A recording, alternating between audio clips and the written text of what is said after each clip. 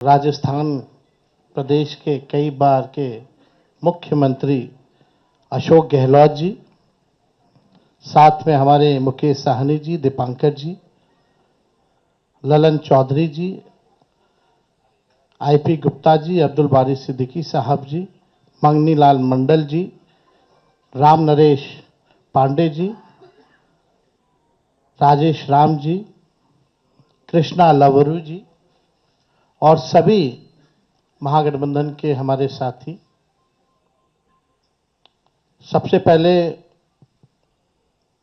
कई बार ये सवाल उठाए जा रहे थे और हमसे ज़्यादा आप ही लोगों को ज़्यादा इंतज़ार था कि महागठबंधन का सीएम का चेहरा कौन होगा।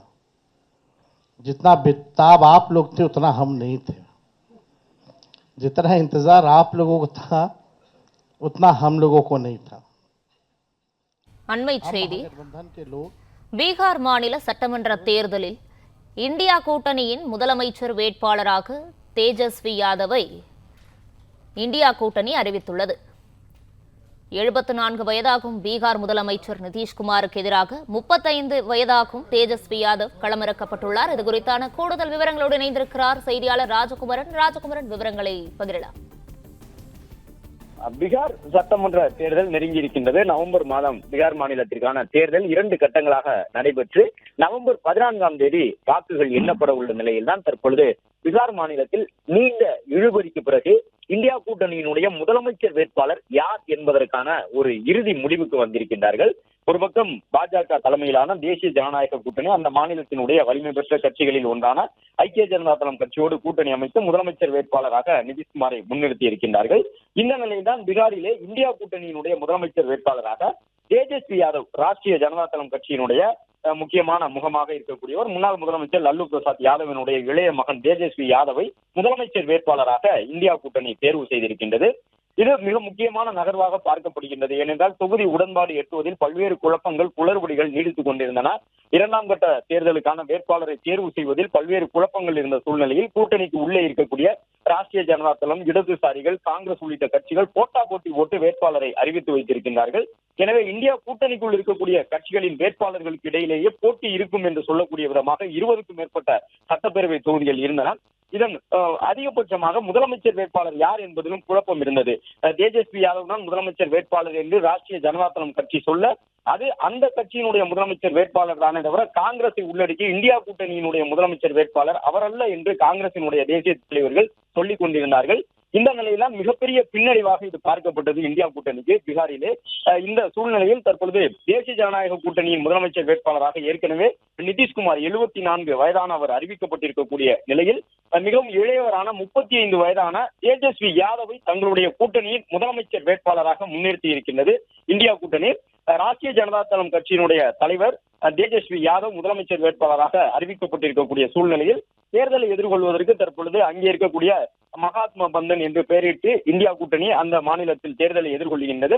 இந்த நிலையில் தான் தற்பொழுது தேசிய ஜனநாயக கூட்டணிக்கு ஒரு அழுத்தத்தை உண்டு செய்யக்கூடிய விதமாக ராஷ்டிரிய ஜனதா தளம் கட்சி தங்களுக்குள் இருக்கக்கூடிய கூட்டணி கட்சிகளுடனான முரண்பாடுகளை களைந்து ஒருமனதாக தற்பொழுது நிதிஷ்குமாருக்கு எதிராக தேஜஸ்வி யாதவை தற்பொழுது தங்கள் கூட்டணியின் முதலமைச்சர் வேட்பாளராக முன்னிறுத்தி இருக்கின்றார்கள். பீகார் மாநிலத்தை பொறுத்தவரை 243 சட்டப்பேரவை தொகுதிகள் வரை இருக்கின்றன. அந்த மாநிலத்தில் வெற்றி பெற வேண்டும் என்ற முனைப்புடன் ராஷ்டிரிய ஜனதா தளம் கட்சி தற்பொழுது தேர்தல் பணிகளிலே தீவிரமாக ஈடுபட்டு தங்களுடைய வேட்பாளரை அறிவித்திருக்கிறார்கள். மற்றொரு பக்கம் தற்போது இருக்கக்கூடிய முதலமைச்சரான ஐக்கிய ஜனதா தளம் கட்சியினுடைய நிதிஷ்குமார் பாரதிய ஜனதா கட்சியுடன் கூட்டணி அமைத்து தலா 101 தொகுதிகளில் அவர்கள் களம் கண்டிருக்கின்றார்கள். ஒரு சில வட்டார செல்வாக்கு கொண்ட தலைவர்களும் பாஜக தலைமையிலான அந்த கூட்டணியில் இடம்பெற்றிருக்கின்றார்கள். இந்த நிலையில்தான் காங்கிரஸ், இடதுசாரிகள் உள்ளிட்ட கட்சிகளை உள்ளடக்கிய தங்களுடைய கூட்டணியை ராஷ்டிரிய ஜனதா தளம் கட்சி தற்பொழுது அடுத்த கட்டத்திற்கு எடுத்து சென்றிருக்கின்றது. ராஷ்டிரிய ஜனதா தளம் கட்சியை சார்ந்த தேஜஸ்வி யாதவ் 35 வயதானவர், முன்னாள் முதலமைச்சர் லல்லு பிரசாத் யாதவினுடைய இளைய மகன். 2010ஆம் ஆண்டில் அரசியலுக்குள் அடியெடுத்து வைத்திருந்தவர். 2017 முதல் அந்த மாநிலத்தில் கிட்டத்தட்ட ஒரு எதிர்க்கட்சி தலைவராக செயல்பட்டு வரக்கூடியவர். எனவே தேஜஸ்வி யாதவை பொறுத்தவரை கிட்டத்தட்ட ஒரு 8 ஆண்டுகள் வரை எதிர்க்கட்சி தலைவர் என்ற நிலையிலே அந்த மாநிலத்தில் செயல்பட்டு விட்டார். நல்ல இளைஞர்கள் செல்வாக்கு உள்ள தலைவராகவும் பார்க்கப்படுகின்றார். வேட்பாளர் தேர்விலே வழக்கமான முறைகளுக்கு மாற்றாக இந்த முறை நிறைய புதிய வேட்பாளர்களை அந்த பீகாரில் அண்மையில் வெளியிடப்பட்டிருந்த சாதிவாரி மக்கள் தொகை கணக்கெடுப்பு அடிப்படையில் பெரும்பான்மை சமூகத்திற்கு வாய்ப்பு தரக்கூடிய விதமாக வேட்பாளரை எல்லாம் தேர்வு செய்திருந்தார் தேஜஸ்வி யாதவ். எனவே பாஜகவிற்கு ஐக்கிய ஜனதா தளம் கட்சிக்கு ஒரு சரிசமமான போட்டியை ஏற்படுத்தக்கூடிய வகையில் வியூகம் வகுத்து ராஷ்டிரிய ஜனதா தளம் கட்சியினுடைய தேஜஸ்வி யாதவ் அரசியல் களத்தை எதிர்கொண்டிருக்கின்றார் என்பது வேட்பாளர் தேர்வின் மூலமாக உறுதியாகி இருந்தது. இந்த சூழ்நிலையில்தான் அவரை முதலமைச்சர் வேட்பாளராகவும் காங்கிரஸ், இடதுசாரிகள் உள்ளிட்டவர்களை ஏற்க வைத்திருக்கின்றார். எனவே அடுத்த கட்டமாக பாரதிய ஜனதா கட்சி, ஐக்கிய ஜனதா தளம் உள்ளிட்ட கட்சிகளுக்கு போட்டி தரக்கூடிய விதமாக இறுதிக்கட்ட பரப்புரையிலே அவர்கள் ஈடுபடுவார்கள் என்பது தெரிய வந்திருக்கின்றது. பிளே ஸ்டோர் மற்றும் ஆப் ஸ்டோரில் இருந்து பாலிமர் செயலியை QR கோடு மூலம் பதிவிறக்கம் செய்யுங்கள்.